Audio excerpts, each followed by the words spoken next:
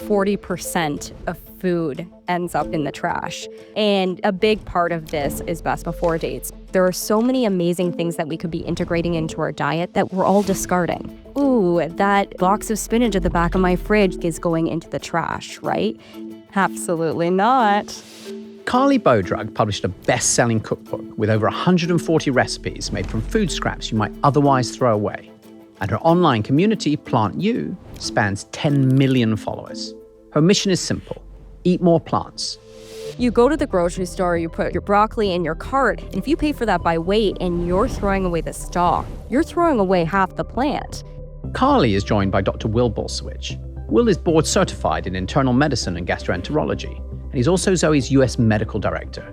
Every single plant has unique mix of nutrients that helps your gut microbes. For example, beets. You cut off the greens, you throw them in the trash. The nutrients that are in the greens are different than the nutrients that are actually in the beet itself. Meanwhile, the greens are just as great in a salad as something like kale. Should I throw away my coffee grounds after I use them? No, they are edible. So what I love to do is Basically, what you're telling me is that we could save 50% on our grocery bill. oh yeah. Welcome to Zoe, Science and Nutrition, where world-leading scientists explain how their research can improve your health. Carleigh and Will, thank you for joining me today. We're so pumped to be here. So Carleigh, we have a tradition here at Zoe where we always start with a quick fire round of questions from our listeners. Will is really used to this, but I know it's probably new for you. Are you up for it? I'm so up for it. All right, so we have these really strict rules that we design so that scientists can't give us really confusing answers. So you can say yes or no, or a one-sentence answer if you absolutely have to. Okay. Do we waste almost half of the food that we buy? Yes. Should I throw away my coffee grounds after I use them? Absolutely not. Can I transform my fruit peels into a snack? Oh yeah. And Will, do we often throw away the healthiest parts of a plant when we're cooking? We do. Can saving food scraps help us to eat 30 plants a week? Absolutely. All right, and then back to Carleigh, and you get a whole sentence this time.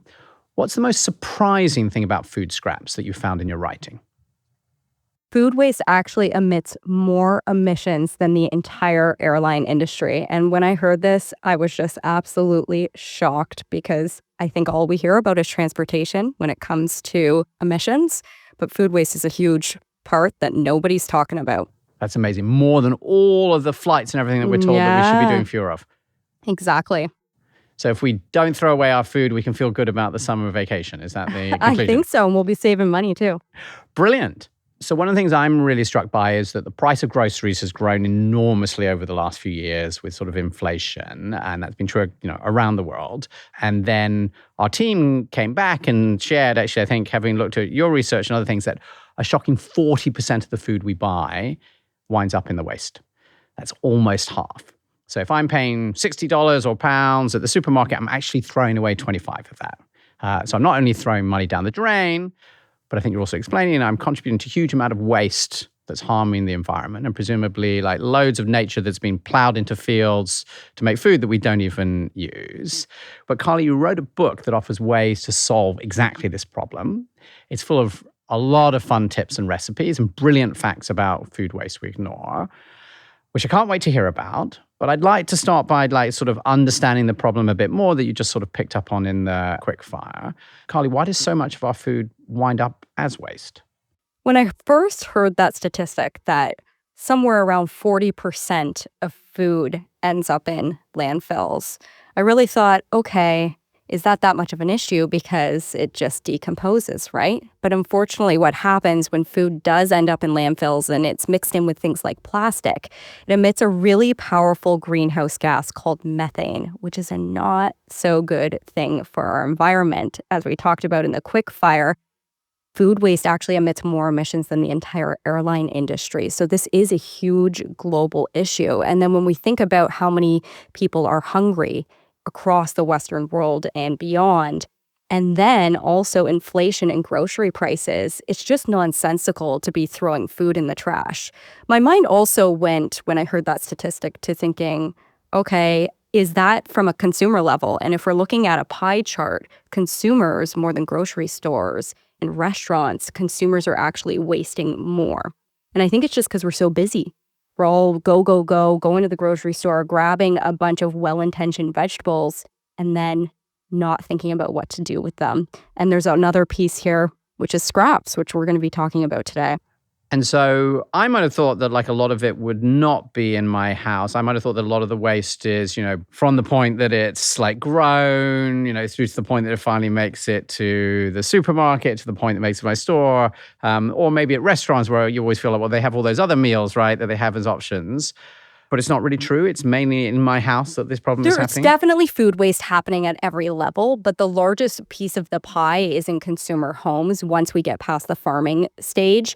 And really, if you think about it, the reason that that's happening is because grocery stores have a bottom line. Restaurants have a bottom line that they're really paying close attention to each week, how that food is being utilized, making sure to use their scraps and the things that they would normally throw out. Whereas as consumers, we're not necessarily keeping a budgetary line where we're like, ooh, that well-intentioned box of spinach at the back of my fridge that I buy every week is going into the trash, right? It's just, I think there's a lack of accounting, and I don't think it's a fault of consumers necessarily. It's an education issue. And then on top of that, we're also super concerned about expiry dates, which I'm not saying not to worry about expiry dates, but there's almost this fear around food in your own home, whereas restaurants again, have a more of an accounting process where they're making sure that the food is used up in time, whatever else. I have a favor to ask. 63% of people that watch this podcast haven't hit the subscribe button, and 11% haven't yet hit the bell to turn notifications on. We want this podcast to reach as many people as possible as we continue our mission to improve the health of millions. So if you've ever enjoyed this podcast, please hit the subscribe button and turn notifications on. Doing us this small favor will really help. Thank you. I've definitely had that argument at home. My wife is generally of the view that she's a doctor, so I'm very focused on cleanliness, Will, which I think you can probably understand. You're trained very hard, right, about hygiene. So I think her basic feeling, certainly when we first met, was that 1 minute after midnight, if the food had the expiry date was like now the day before, it's like this is like toxic in the fridge, needs to be thrown out immediately. Is that an important part of this story? I'd love to understand a bit more, Carleigh, about what are the reasons behind this enormous amount of what we buy ends up being thrown away. Of course. So it's often called best before dates in North America. And if you even think about that phrase, best before, that's not necessarily suggesting that after that best before, that stroke of midnight, that food's no longer good anymore, right? I encourage people always to use their senses, like their smell, their sight, and even taste in some cases, to just make sure that the food is edible and safe to consume. And I mean, we don't have expiry dates on things like bananas, so we're doing this by our senses oftentimes anyways. So a big part of this is best before dates. But I would say the largest reason that people waste food is a lack of planning. And this, I like to say, is kind of the low-hanging fruit when we're talking about food waste, is if you are going to be more careful in meal planning and thinking about what you're going to be eating for breakfast, lunch, dinner, dessert for the week, how your family is going to be consuming food, then you're going to head to the grocery store with an actual plan. You're going to look at your fridge and pantry before you head out. I remember before I kind of implemented this in my own home, I'm a food blogger, and I was wasting so much more food than I should have been. And every single week, I think I would head out and buy a bag of oats, because I'd get to the grocery store and be like, okay, I want to prep overnight oats this week. Oh, do I have oats at home? Oh, I don't know. So I'm going to grab another bag. And then I have like 7 bags and one of them's going bad. And I think it's just this busyness that is really skyrocketing waste, especially in the Western world. In my mind, I'm doing the math on the numbers that you've shared so far. And what I'm hearing from you is that 40% of our food globally is wasted, but it's actually worse at home than it is in other places. And so I'm sort of having a family. We have 4 children. I'm thinking about this. And it strikes me that basically what you're telling me is that we could save 50% on our grocery bill. That's what I'm hearing. Yeah, and I think the average Canadian family I can speak to wastes over $1,700 worth of food per year. And I mean, I think it's far more than that. And you even think about the $1,700. I mean, that's a lot of money, and money down the drain of food we're buying. And then beyond this, if you're going to be more careful about kind of planning your meals, you're going to inevitably save money too, because you're not bringing the excess into the home. So you're cutting your grocery bill that way too. And then if we take it one step further and we start thinking about the whole plant and eating parts that we might not have normalized in North America, you've got a recipe for eating healthy, eating a diversity of plants, eating low waste for the planet, and then also saving a lot of money, which we all want to do. I mean, I feel like part of the issue, though, is that we're busy. We fly by the seat of our pants, right? So we don't necessarily have a plan for the week. And I don't have time to spend an hour cooking. I'm not a French trained chef, right? And I want it to taste good. We hear a lot about eating more plants, right? We talk about that. A lot of guests on this podcast. Why is that important? So as you know, I'm a huge fan of eating plants, Jonathan. And really what this boils down to, the argument that I would make is that plants do the most amazing job of any major food group in terms of nourishing not only humans, but also nourishing their microbes. And so plants contain the things that we would describe as prebiotic. Prebiotic means food for the microbiome. Examples of this, the classics, are fiber and resistant starch and polyphenols. Polyphenols are the antioxidant compounds that you find in many different plants that give them their colors. It's like when we see, they say eat the rainbow. Really what you're saying is eat a whole bunch of different polyphenols. And so this is what we get. This is what the proposition is from eating plants. And we've proven this, Jonathan, because it sort of started with, in Zoe, we've seen the experience with our members where our members actually, we were noticing, oh my gosh, like their gut microbiome scores are improving dramatically after 4 or 5 months when they do their gut retest. The people who are more compliant with Zoe, because they are more compliant, their scores are even higher, right? But then we actually went forward and did our randomized controlled trial. And Will, can you just remind people what this is a randomized controlled trial of what? Yeah, so the randomized controlled trial, this is Zoe's method study. And basically what we did is we put the Zoe program head-to-head up against U.S. government recommendations in terms of food. And if you were to sit down and take a look at the U.S. government recommendations, they're quite sensible. And to me, they define with clarity what a healthy diet is. And the interesting thing about this is, as a part of the Zoe program, we focus on eating a diversity of plants. Like this, that's not part of the government guidelines. So we say, eat a wide variety of different plants, and we help people to improve the quality of their diet through personalized food recommendations. And when you say Zoe member, you mean someone following a Zoe personalized program? Yeah, so the Zoe membership incorporates both the Zoe testing, which is what's done up front, but then the personalized plan that gets delivered through the program that you will follow over the series of weeks afterwards. And that's what was studied in the randomized control trial. And what we saw at the end of 4 months is that there were a number of benefits to following the Zoe program. That people that were generally in the Zoe group, they had lower cholesterol, they lost more weight, they had a thinner waistline. By the way, my favorite statistic with our study was that not only did they have a thinner waistline, not only did they lose more weight, they actually felt more full. So they were losing weight despite feeling more full. The other part that I think is like highly compelling is that the people who were following the program the closest were the ones who got the most benefit. And so this to me is the signal that we need to show us that everything that we have heard about eating plants is true. And that eating a variety of different plants of many different sources and different parts of the plants, Carleigh, this is the opportunity that we have. So maybe tying back to what you were just saying about how much we're throwing away, one of the things you just mentioned is that we're actually throwing away quite a lot of the food that is actually edible. Can you talk a bit about that? My favorite topic, scraps. So yes, a lot of us in North America especially, it's normalized to discard so much more of the plant that is actually edible.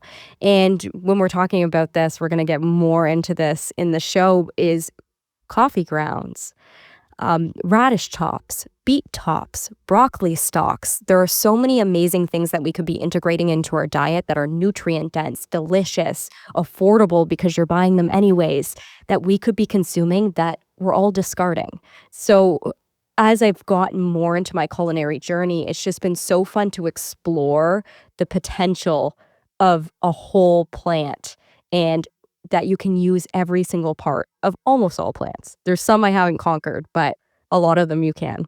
How much of this has been thrown away? Like, are you talking about like there's 5% of this plant that you could go and eat in some really weird niche way, if you're vegan, or are you talking about this is like a significant part of It's a significant part. You go to the grocery store, you put your broccoli in your cart, and I mean, a lot of us pay for that by weight. And if you pay for that by weight and you're throwing away the stalk, which is just as delicious, if not more than the florets, you're throwing away half the plant.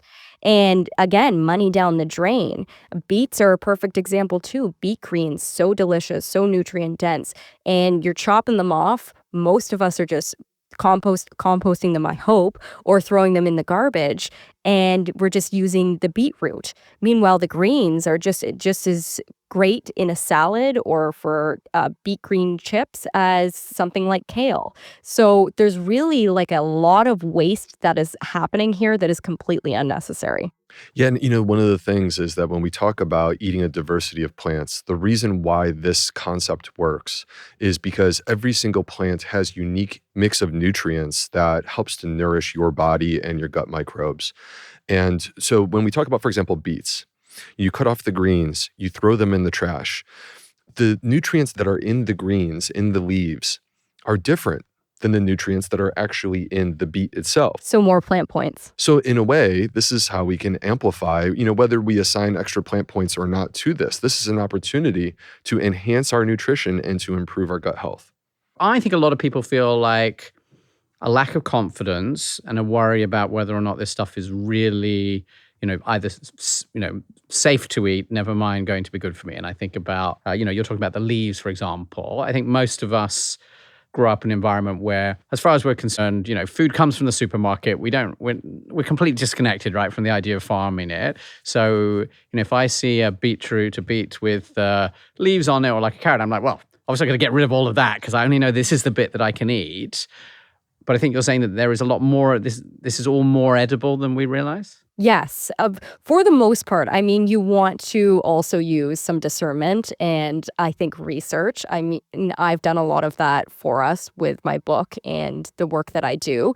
But a lot of what we're discarding, you would be surprised. And it's just like what you said, some of it is quite obvious, like carrot tops. They taste almost identical to parsley. They're fabulous in anything that you would put parsley in. So when you see kind of the vibrancy of the food, like a carrot top, a bright green, and it's sitting right next to maybe like a big bouquet of kale, you can eat that too. So I can eat the leaves of a carrot. Of course. Well, you make it sound so obvious, but I'm like, Yeah. I think if it doesn't tell me like in the store exactly that it's like for eating, I'm like, well, I've just got to take all of that off. Yeah. So am I unusual to feel like again, that's back to I like don't feeling think quite you're nervous unusual. around it, not want to poison my family, like, and I grew up in like, you scrape the carrot clean, right? You take all of the thing off, 'cause it's like, it might be dirty or, like unclean. And you're basically telling me that I've got this sort of like fear about this food that doesn't reflect the reality. Yeah, exactly. And it's actually really funny because your fear reminds me of whenever I post a potato recipe. In Canada, potatoes are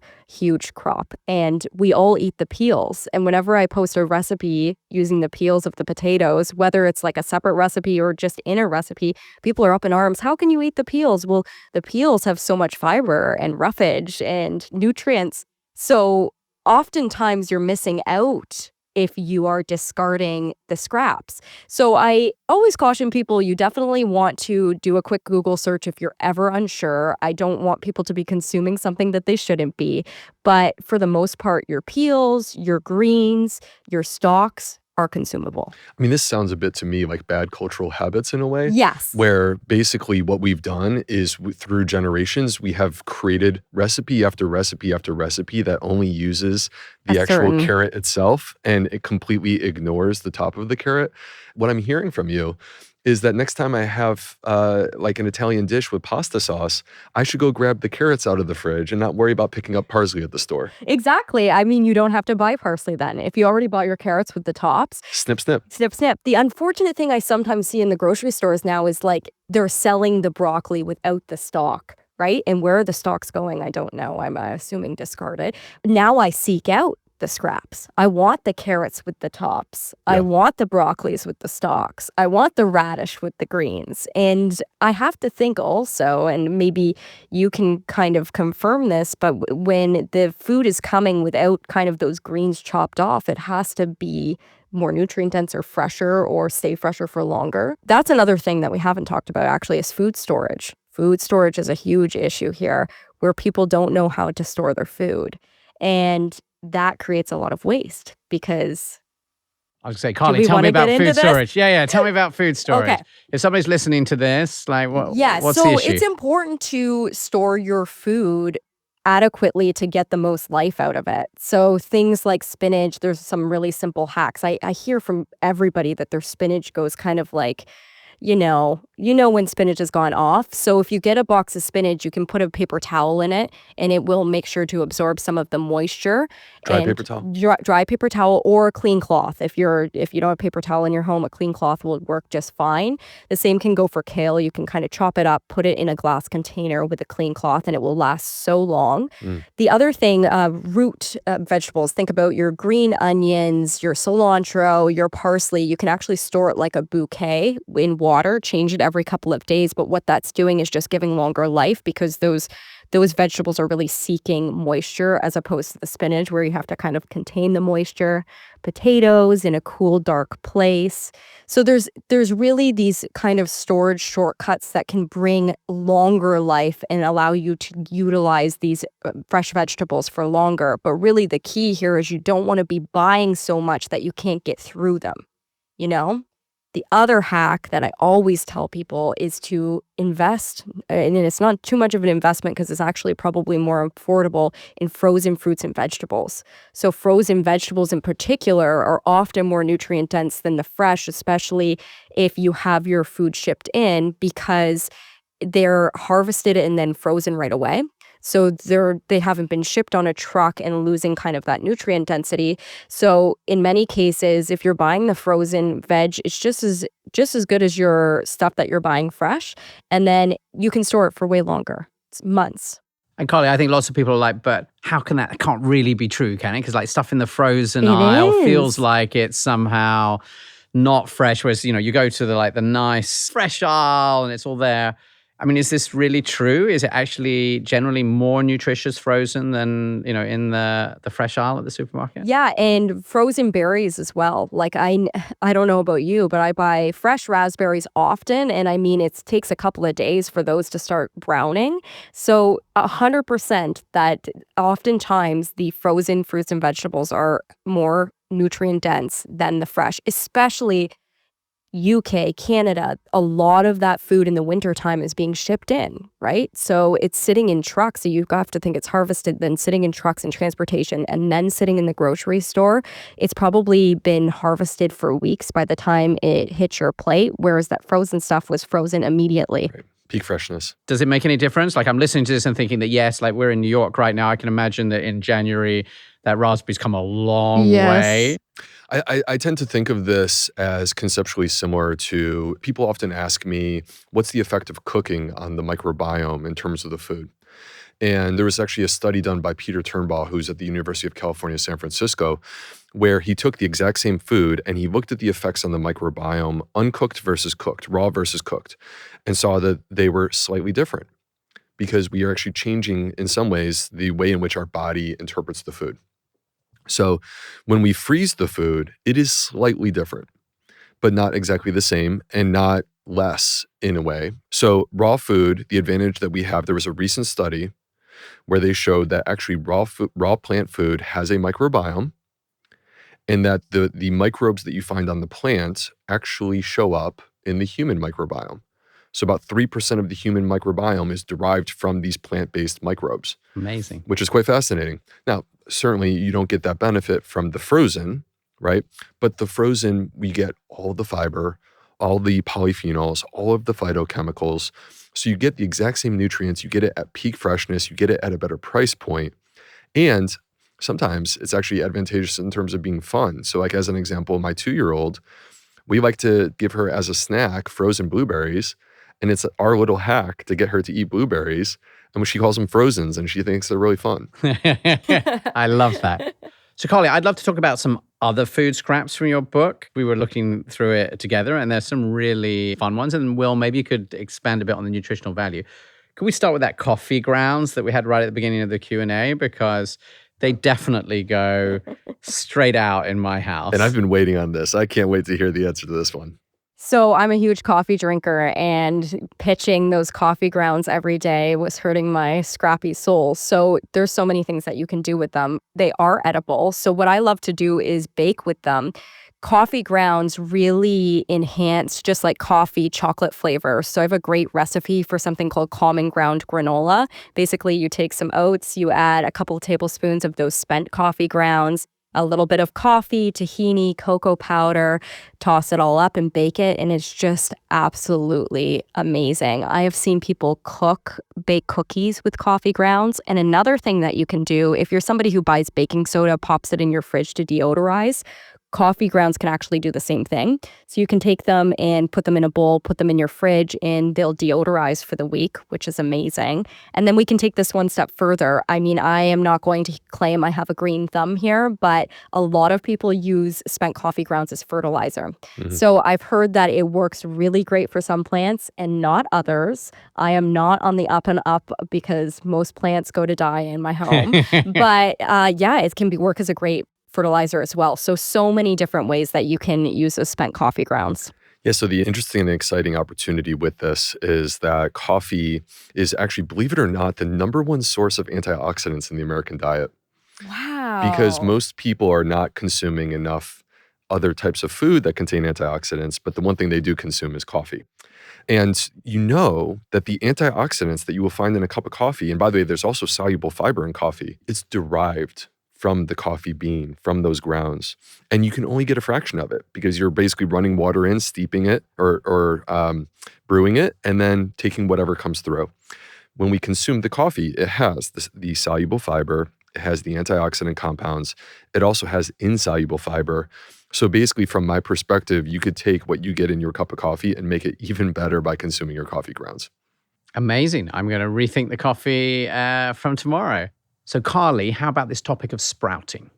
I am such a fan of sprouting. So this is a way to turn something that is pennies into such an abundance of vegetables in your home. And you can do this from anywhere, any kitchen.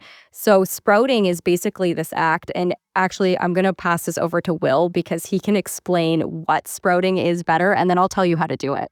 Okay, so sprouting is basically we're unlocking nature's code for germination, which is where the seed turns into a plant.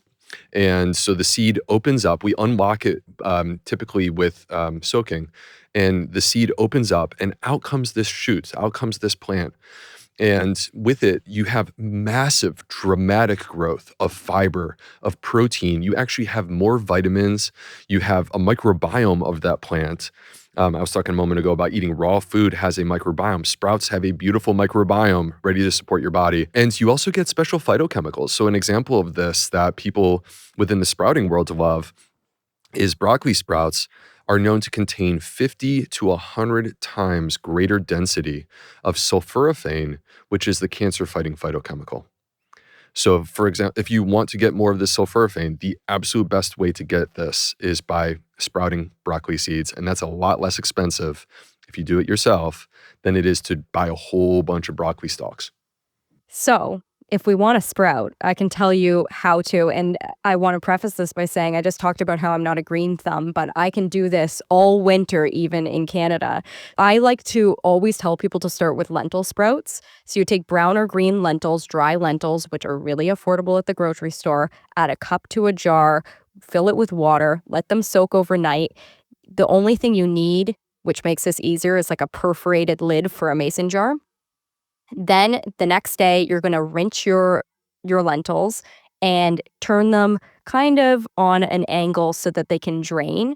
And you're just going to let those, just as we'll talk about, germinate. You're just going to rinse them a couple of times a day. And what you'll see is little sprouts start to sprout up. And you'll know when they're ready. They are bright green, really tender, and you can top them on a salad.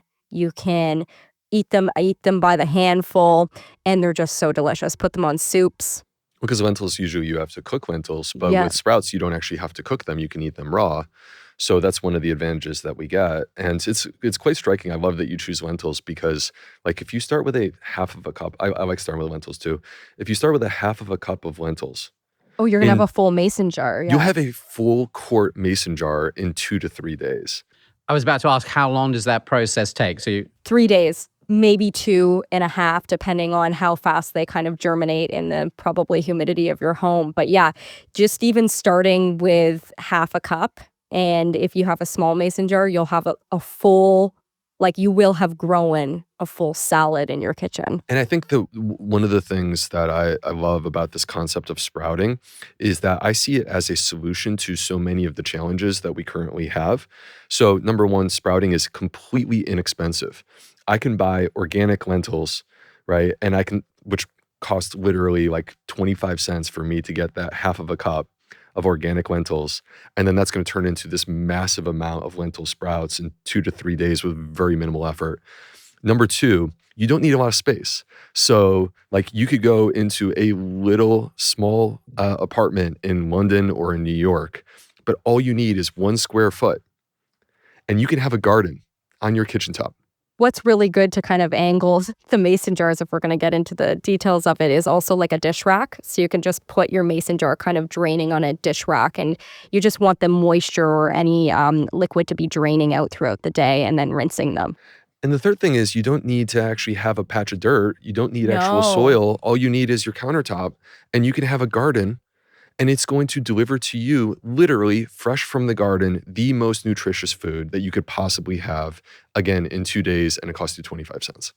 And Carleigh, we will definitely put a link in the show notes. And I imagine, am I right in suspecting you probably have a video that talks us through how this works? I'll send that to you so you guys can link. So if anyone is interested, you will be able to see how to do it. Now, I'm listening to this and saying, again, this is like my fear of food again coming through. Like, is that really safe? Like, I feel I was probably, like, I'm thinking about like a potato. You know, I was definitely brought up, well, once the potato starts, you know, grow anything on it, that's it. You got to like throw it away. You can't eat that because it's suddenly become unsafe to eat.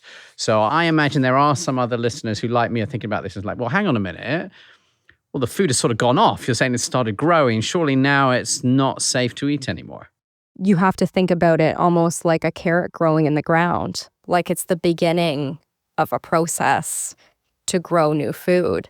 And I think once you try them, your mind will be changed about that because they have such a fresh, abundant, incredible flavor, like almost poppy, peppery flavor that is nothing you would associate with spoilage, right?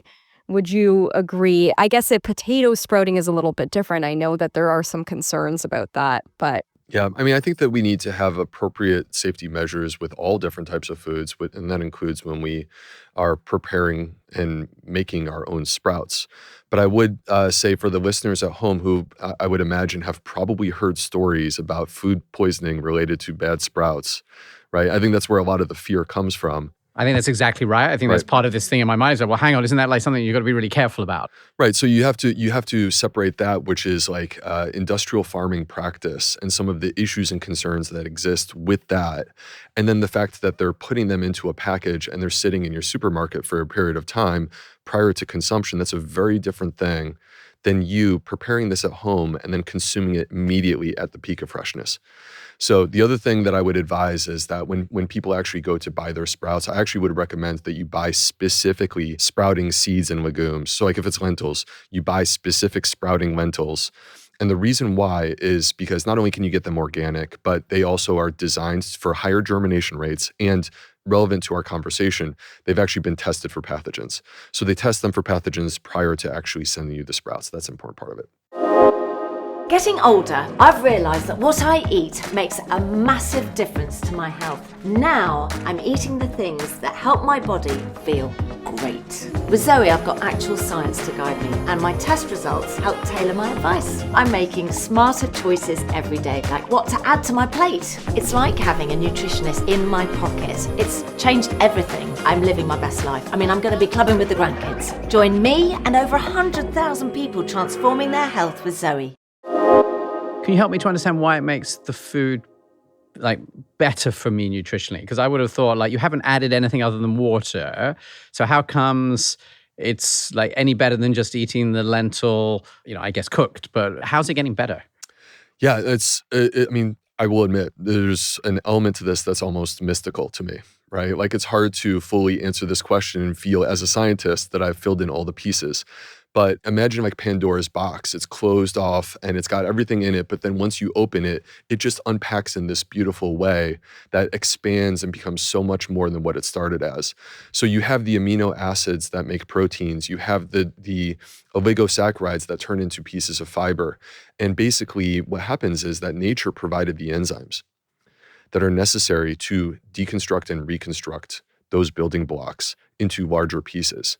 And so over the course of a couple of days, we know for a fact that the fiber content increases 3 to 4-fold. The protein content increases 3 to 4-fold. I don't know how we get this, but we get more minerals. We get new vitamins. Vitamins come from the microbes. I'm almost thinking it's a bit like, you start with an egg and it ends up as a whole chick. And so you're sort of saying like to start with the lentil just has like almost like the raw materials with this tiny little bit that's alive inside it. And then by sprouting it, it's starting to, I guess, as you said, it's like starting to grow into a whole tree. I just don't know how big a lentil is, bush, I don't know. But you're saying like it's basically going through all this amazing construction. Yeah. And then we're suddenly getting all of these nutrients that weren't there before because actually the plant, the lentil seed has sort of like grown them. It doesn't expect we're going to eat them. It thinks it wants to be a bush, but we're swooping in at day 2 and saying, I'm going to eat you. Yeah. So like if we zoom in and we want to get super nerdy and scientific here, we're going to be talking about amino acids and oligosaccharides and specific enzymes. But on a more simplistic level, this is a little bit like a question of where do babies come from? And Daddy's answer is, it's magical. I feel we could talk about sprouting for a long time, but I should move on because you had a lot of other things you're talking about. Water in a can of chickpeas, which has a name that I didn't know and I can't pronounce. Aquafaba. Aquafaba. This is one of Carleigh's Liquid favorite gold. things. You've made that up, right? That doesn't really have a name, does it? That exists. And I feel like it's quite popular in maybe a niche group, probably a baking crowd. But this is really something you should never throw away. So when you open up a can of chickpeas, we're talking about that liquid that the chickpeas are sitting in. And it's actually magical. So it's really cool, especially if you're somebody who's plant-based, because it can be used as a meringue substitute. So when you beat that up, you add about a teaspoon of cream of tartar. And what will happen is it will whip up just like egg whites will whip into meringue. So you can make little meringues. You can also make chocolate mousse. The aquafaba is quite kind of gloopy, so you can also use it as an egg white substitute in baking. I love to kind of coat my tofu with it and then put it in breadcrumbs, and it just makes for like a delicious egg wash. And really, when you think about if you're cracking open a can of chickpeas, you were just going to pour that down the drain. So the potential is limitless for this ingredient that costs you nothing. The chickpeas are soaking in this water. And so anything that is what we would describe as water soluble, that basically means anything that can stick to water, will start to leak from the chickpea into this water. So what we find is we actually find that there's both fiber and starches that have come from the chickpeas. And there was a new study actually that just got published. In fact, the actual print version is not coming out until December of 2024. But this study, they looked at the aquafaba and found that there were around 80 unique types of fiber, and that these 80 unique types of fiber in the aquafaba were actually specifically feeding the beneficial gut bacteria. And these are the beneficial gut bacteria that many people are paying a lot of money for a probiotic. And basically what we're saying is the part that you could discard, that people are pouring down their drain, you could be consuming that, making a delicious meringue that has 80 types of fiber that feed and give you those probiotic bacteria. I love it. That's really funny. All right, I'm going to be rethinking my can of chickpeas. Carleigh, I wanted to move on and talk about bread. So the team was actually doing some research and shared with me. Apparently, I don't have the statistics for the rest of the world. Apparently in the UK, it is the number 1 most wasted food in the UK. And I suspect it's not going to look very different anywhere else.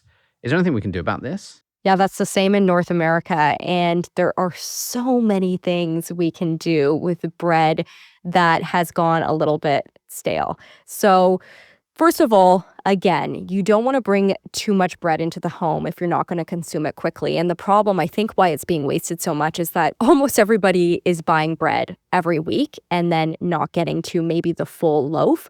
So the first line of defense is if you are somebody, maybe you're a single person in a home and you buy a loaf of bread, freeze half of it if you think you're only going to eat half.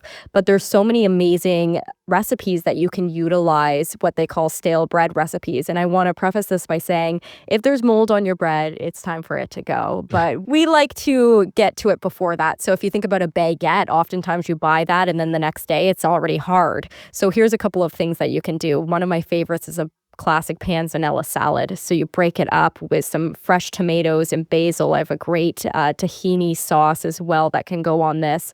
And you eat it as a salad. Croutons are fabulous. So chop it up, toss in a little bit of herbs, bake it, and make croutons. Breadcrumbs. So again, you can just throw it in a blender with some herbs and make delicious breadcrumbs. I've even made a stale bread cake before. So the options are limitless, and there's no reason that we should be tossing bread that has kind of reached that point where you don't want to toast it. You can still utilize it for a lot of things. There's a part of me that mold on a bread is actually reassuring because truly, real bread in like 3 days, unless it's sourdough bread, it goes bad. And that's the way real bread is supposed to be. And it's disturbing that bread can sit on the shelf. It's true. For 10, 14 days and be as soft as it was the day that they baked it. And nothing changed and there's no mold. Like, I find that a bit disturbing. What's going on in that situation, Will? There's preservatives in the bread, the commercial breads. There's preservatives in the commercial breads. I'm all for supporting local stores, local bakers. But the problem is that if you want to get like a high quality bread from your local baker, you could be easily paying $9 in the United States. What would you pay in London for a nice loaf of bread? Yeah, it could be, 4 to 5 pounds. Yeah, so these are expensive things. What we started doing recently is actually, I was talking to Carleigh about this last night, we bought a bread maker. And the beauty of the bread maker is that I can get the absolute best flour that I could possibly buy. And for about $1.50, I simply put that flour with some other ingredients like yeast and things like this into the bread maker. I push a button, I come back in 4 hours, my house smells amazing, and we have fresh bread. But I just want to point out that fresh loaf of bread that we just prepared for $1.50, it's only good for about 3 days. But it's also not going to last that long because that's the point. It smells so good and you will consume the bread quickly. My kids love it. Yeah. And if I come back to Carleigh talking at the beginning about potentially freezing the bread, does that change its sort of nutritional breakdown? Because I feel like when you freeze and unfreeze the bread, it definitely doesn't taste the same way that it did before. Yeah, I feel like this episode, we have an amazing combination of like game-changing hacks here, and the freezing the bread is right at the top because basically what happens is that bread, of course, contains starch. And in its native form, like just, you bake a loaf of bread, you eat it, that starch, it's a source of energy for humans. But when you freeze it, you develop what's called retrograde starch, or I like to refer to it as resistant starch. And resistant starch basically means that it actually no longer feeds humans. Now it feeds your gut bacteria. This is conceptually very similar to prebiotic fiber, but in some ways perhaps even superior to prebiotic fiber because it feeds so nicely and produces the short-chain fatty acids, which are the anti-inflammatory compounds that we get from fiber and from resistant starch.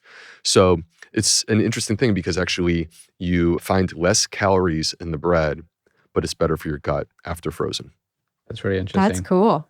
I did my tests as part of being a Zoe member a long time ago, right, when we were first putting them together. And I discovered I had one of the worst blood sugar responses of anybody who'd been going through like these 1,000 people in this clinical trial, which is a bit of a shock. And so I can tell that in general, bread scores very badly for me because I tend to get these like massive blood sugar spikes. So I'm definitely more cautious about it. And it's interesting that there are definitely variations within the bread. I do really like bread. But I tend to have like rye bread now with lots of stuff on it. So that I like really push up my score, but I hadn't realized that freezing potentially might actually improve that. Like it's another sort of hack, right, to be able to get away with the taste. But I'm definitely not going to get a bread maker because like, if you have fresh bread in the house, you're going to eat it. So I think there's also this question about buying less of this if you don't really need it, and being a bit more thoughtful about the quantities. I'd love to talk a bit more about sort of the routines that you can create, because I think I listen to a lot of this and I think it sounds really cool, but I'm way too busy. Is all of this for people who have a lot of time, or is it possible to make this sort of scrappy eating that you talk about a practice that just actually works sort of efficiently? And so I'd love to sort of take through, maybe sort of wrap up this with like sort of practical tips for people to do this. And you talk a lot about sort of base meals, and I wonder if that's a place to start. Absolutely. So the greatest way to reduce food waste is to actually just eat the food that you're buying. We can go way scrappy, or you can go little scrappy. And really, the way to utilize the food that you're buying is cooking. And I always say that cooking is like a lost art nowadays. I feel like it is one of the greatest gifts you can give yourself and your family, is learning how to cook and teaching your children how to cook, because it's just so nourishing. And then additionally, you're going to be saving money and reducing food waste. People often assume, they look at an Instagram page like mine, and I think they think, wow, she eats really healthy, but she's eating this massive variety of meals. I could never cook, like you said, this crazy stuff for breakfast, lunch, and dinner. But in reality, even in my own home, we cycle through probably the same 4 base meals every week. But what's key about them is that each of them we can cycle in different plants. And this serves as both a food waste reduction strategy as well as a way to eat a diversity of plants, which we know from Will's work is just incredibly important. So these 4 meals, I have a curry every week. So my favorite curry personally is like a red curry, but you can do a yellow curry, a green curry, all different types of curries. So usually coconut milk, or you can do soy milk based with red curry paste, and then you can add any vegetables you want. You can serve it over a variety of things, say quinoa, rice, noodles. So you can kind of see, if you get that base recipe nailed down, how great that versatility is if you don't know what to make for dinner during the week. My other favorite one that I make at least once a week is a veggie bolognese sauce. And this was kind of one of the first things I made plant-based when I first went down that road that I was really missing. And what I do is I just throw whatever vegetables I have in my fridge. So say half a bell pepper that's starting to look a little wonky, that whole bag of spinach, and I throw it all into a food processor, onion, garlic, mushrooms, and process it up, add it to a hot pan, saute it up with a little bit of olive oil, and then add just a jar of your favorite pasta sauce, and you've got a beautiful, abundant, plant diverse bolognese that you've just added so much veggies to and reduced food waste. And is that very flexible? Because again, I think you're very confident as a cook.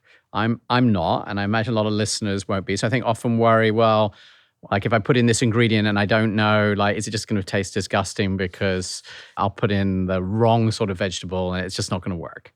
I think when it comes to that, the cool thing about plant-based eating, so to give a little bit of background here, I didn't start really cooking until I went plant-based, which was around 8 years ago. And the awesome thing about cooking with plants is the stakes are low. You're not worried about kind of making yourself sick. I always say you can save the meal. You add a little bit too much sweetness, you can add a little more salt. You add too little broth, you can add a little more. Like the meal is always savable. The stakes are so low, and I invite people to get their hands dirty and fall in love with cooking here. But this bolognese, if you add onion, garlic, bell pepper, carrot, celery, and mushrooms into a food processor, add it to a pan, take your favorite pasta sauce in the world, add that, I promise you that you're going to love it. And then take the carrot tops and snip. Yes, and you snip those up on top, and you've got a full scrappy meal. Carleigh, we've been using this recipe that you're describing. It's your veggie bolognese. This was from your first book. Yes. We've been using this in our house for many years, and it's a family favorite. The other thing that we do, Jonathan, is if you want to go a slightly different route with this, we just put the sauce on, and we just simmer the sauce, and we just throw stuff in. And when you slow cook with sauce, a whole bunch of different plants, they always come out well. They always are delicious.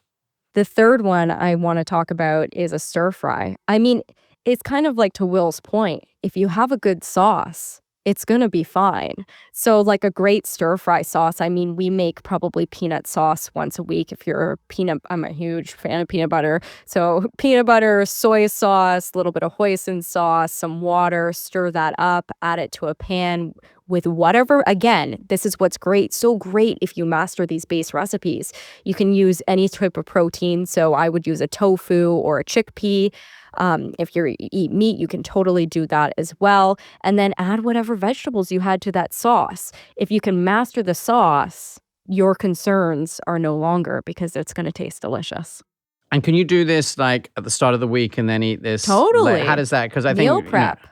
I think a huge key to eating healthy is being prepared. I mean, like anything in life, right? So I'm not necessarily in this stage of my life a huge fan of just like prepping the same meal in those containers. So it's like you're eating the exact same dinner Monday to Friday. But I think that we can do some things to make it a lot easier to throw together these meals I'm talking about. So perhaps it's prepping a batch of rice at the beginning of the week. When you get those vegetables into your home, slicing up the carrots and the bell peppers and the green beans so that when you're making your stir fry or you're making your pasta sauce, you can just throw them into the sauce rather than having to do the chop and the prep. So 100%, the preparation is 90% of it. And quick point on the rice or other whole grains. If you prepare the whole grain and then you put it into the refrigerator, much like we talked about freezing the bread creates resistant starch, so does that. Refrigerating whole grains, including rice, will increase the resistant starch. If I freeze this, so let's say I make this and I'm trying to like make a large amount and store some, am I losing the nutrients or am I actually like storing them better than if I left it in the fridge? I think that what you're doing is you're locking in those nutrients. And so to me, that's a great option is to prepare a whole bunch of these things. Because I think you have one more, Carleigh. Yeah, soup. That's my favorite one. And I mean, we're heading right into soup season. I always say I'm transitioning into soup season. I just love soups. And this is just such a great way to get your plants in. We call them soup Sundays, like a big pot of minestrone soup. And I think this is like a cornerstone minestrone soup of the diets of some of the longest living populations in the world. So this is very healthy. And again, any plants you have, but you foolproof is to start with some garlic, onion, celery, and carrot chopped up, and then add a little bit of tomato paste, your broth, whatever veggies you have on hand. Frozen works great here too. And then you can use a grain. You could use bulgur, you could use pasta, and make a great minestrone soup. If you don't want to have something like a pasta in it, you can also blend that soup. So it's like a thick vegetable tomato soup. A great scrappy hack is I love to just have a reusable freezer bag in my freezer at all times. Whenever I'm prepping stuff, I'll have a second cutting board where I put my onion skins, my garlic skins, and everything like that. Pop that into that bag. And once that bag is full, you can dump it into a stock pot with some water and create your own nutrient-dense vegetable broth. Onions and garlic are famously known to contain a specific phytochemical called quercetin, and this has been associated with longevity. And it's interesting because actually the quercetin is disproportionately concentrated in the skins. So what you're saying is that you could get us better access to the nutrient that we really desire to have. One of our number one questions actually from listeners on the show was around soup and a concern that if you take your veggies and turn them into soup, then obviously like you're boiling them away. And then we're like saying, don't you lose all the nutritional value if you do this? Or does this continue to count towards those 30 plants? It kind of goes back to the conversation that we started a little bit earlier where we were talking about the study at the University of California, San Francisco, where basically they showed that if you cook your food, it still has a beneficial effect on the microbiome. It's just slightly different. So the same would be true for the soup. And in some cases, you actually get better access to nutrients because the water-soluble nutrients are actually brought out by the soup. So to me, I wouldn't be concerned about that. This just really comes back to the idea of consuming a diverse diet that includes not only many different types of plants, but also different types of cooking techniques. So if you were only eating like soup, then you might potentially be missing out. But if you're eating these vegetables in a mix of ways, then some of them in soup, some of them not. Actually, you may be getting almost like more than you might have done if you were only eating them, raw or steamed. 100%. And also the people who suffer with digestive health problems, people that have gut issues like IBS, Crohn's disease, ulcerative colitis, these people struggle with raw foods. And it makes it very hard for them to eat the types of food that we're talking about right now. Whereas when you cook the food, particularly a slow cook like a soup, it really helps to pre-digest the fiber and make it much more gentle on the gut, and you still get tons of health benefits. But Jonathan, to your question, yes, there's a reason why we eat soup and salad together.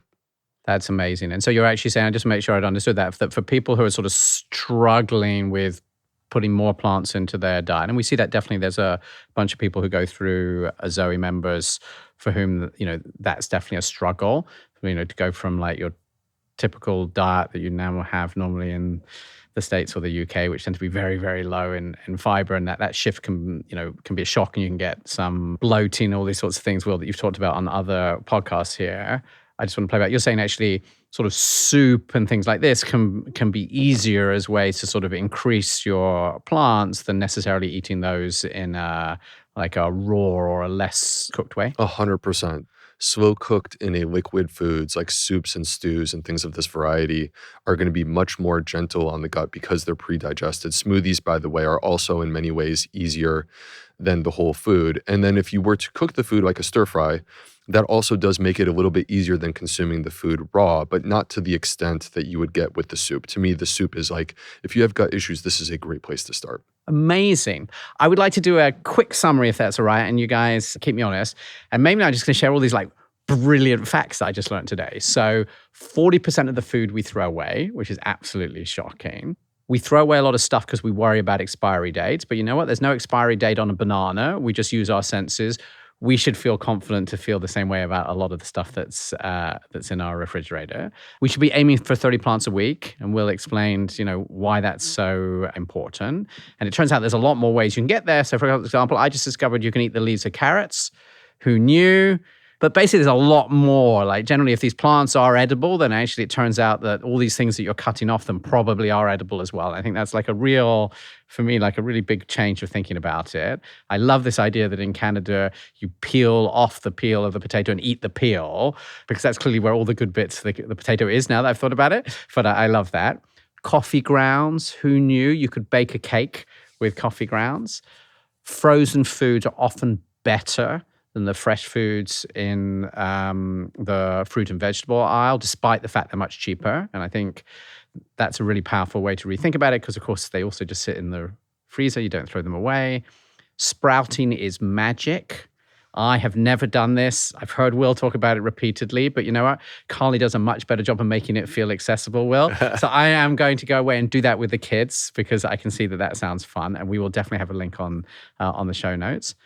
The water from a can of chickpeas is magic and has a name. Aquafaba. And I'm going to be Googling that later just to check that it's not a huge trick, but I believe the two of you. Try base meals as a way to think about what you can eat. And I think the two that I took away as really accessible is this veggie bolognese. You can just put a whole bunch of these veg that's left over in the fridge, just add it to a sauce, and that, Carleigh, you convinced me I'm not going to make something that is completely inedible. So I'm going to try that.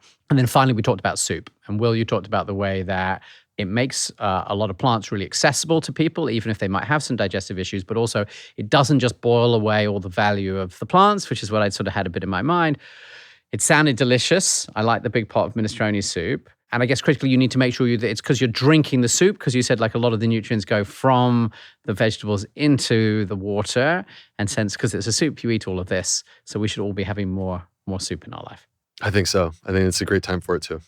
Brilliant. Thank you both so much. I have lots of ideas for what I need to do, make me feel a little bit more confident in the kitchen. I hope that's been the case for a few listeners as well. Thank you. Thank you, Jonathan. Thank you, Carleigh. This is fun.